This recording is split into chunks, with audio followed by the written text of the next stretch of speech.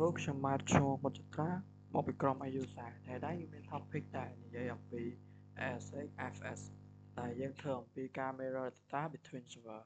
អញ្ចឹងឥឡូវយើងចូលទៅកាន់ការធ្វើរបស់យើងទៅតែនេះជា hook ដែលយើងត្រូវទី1ដែលយើងត្រូវការអឺ server ទី1និង server ទី2អញ្ចឹងយើងត្រូវការទៅបង្កើតserver ទាំងពីរហ្នឹងសិនយើងធ្វើការចូលមកកាន់នេះដោយសារនេះខ្ញុំបានបង្កើតហើយអញ្ចឹងវាមាន server ទាំងពីរនេះរួចរាល់ហើយនេះ server 1និង server 2ដែលត្រូវជាមួយនឹងការតម្រូវការរបស់យើងមាន server ទី1និង server ទី2ហើយមួយទៀតគឺយើងចូលទៅក្នុង server ទី1ហើយមួយទៀតគឺយើងចូលទៅក្នុង server ទី2ដែលតម្រូវការបន្តរបស់យើងគឺយើងត្រូវការបង្កើត folder សម្រាប់ transfer data ជាមួយគ្នាហ្នឹងអញ្ចឹងខ្ញុំត្រូវការបង្កើត folder មួយដែលឈ្មោះថា data ដោយសារនេះខ្ញុំបានបង្កើតរួចរាល់ហើយអញ្ចឹងខ្ញុំមើល permission វាសិនចាអានេះវាពេញសិតអស់ហើយចានេះតោះនេះនៅតែអញ្ចឹងយើងត្រូវការឲ្យ permission ទៅលើserver មួយនេះទៀតអញ្ចឹងខ្ញុំមានកូដរួចរាល់ហើយខ្ញុំក៏ copy វាមកកុំឲ្យយូរផាសខ្ញុំឆែកសារថ្មីដល់ L យ៉ាដល់ L អញ្ចឹងនេះ permission វាគឺ full ហើយ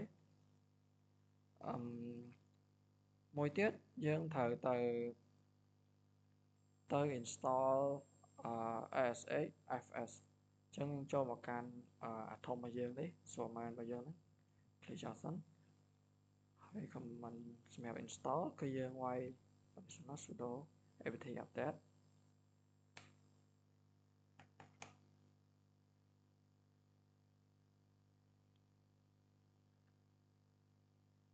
អូខេអញ្ចឹងយើងបានupdate វាហើយយើងមកទៅការ install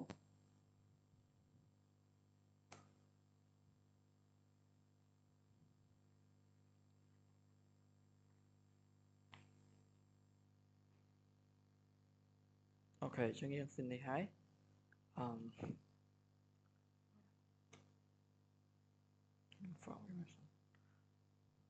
ូខេអញ្ចឹងយើង install វារួចហើយមួយទៀតយើងត្រូវចូលទៅឲ្យដូចជា admin អីទៀតទេយើងទៅបង្កើត key server ទី1ដោយសារយើងបោះពី server ទី1ទៅ server ទី2អញ្ចឹងយើងទៅបង្កើត key នៅក្នុង server ទី1មកយើងចូលទៅ SA ចឹងអូខេហើយបង្កើតមកយើងវាយSA .keygen ដាក់ SU40 key SU40 key ចឹងមកខ្ញុំវាយចឹង ls ចឹងនេះយើងបានពីនេះមកហើយមួយទៀតខ្ញុំ copy មកលឿន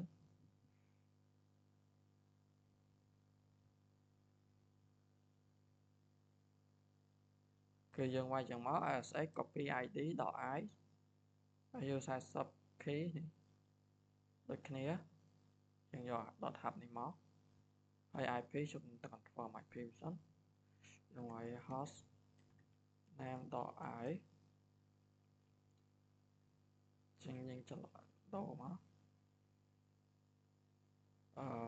192.168.235.31ចឹងព្រៀងដល់ថ្មី sx.copy id.i server ទី2អូខេ68អូខេ31ចឹង enter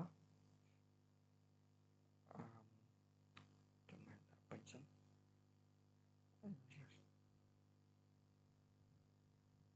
continue yes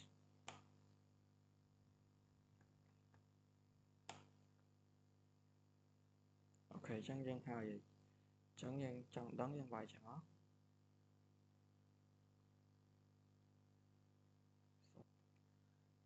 យើងសិនមកយើងវាយនេះទៅ192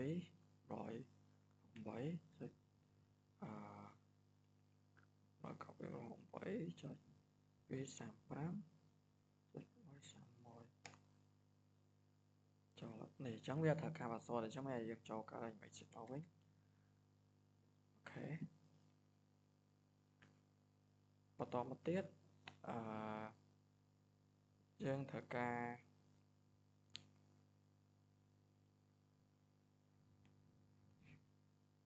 វាយអានេះចូលវាយចេញមក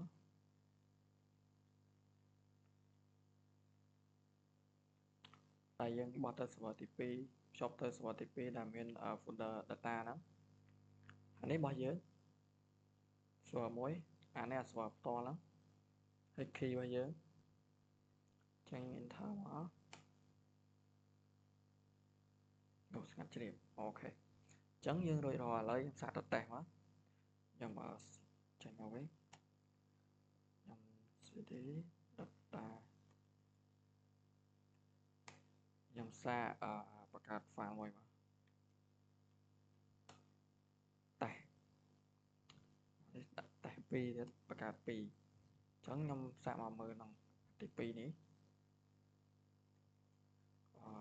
cd data ls នេះអញ្ចឹងវាមកឥឡូវខ្ញុំសាកបោះពីនេះទៅវិញ cache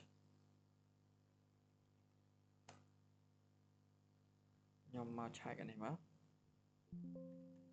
នេះអញ្ចឹងវាបានមកដូចគ្នា server ទី2និង server ទី1អញ្ចឹងការងារយើងមានតែប៉ុណ្្នឹងអរគុណច្រើនលោកគ្រូ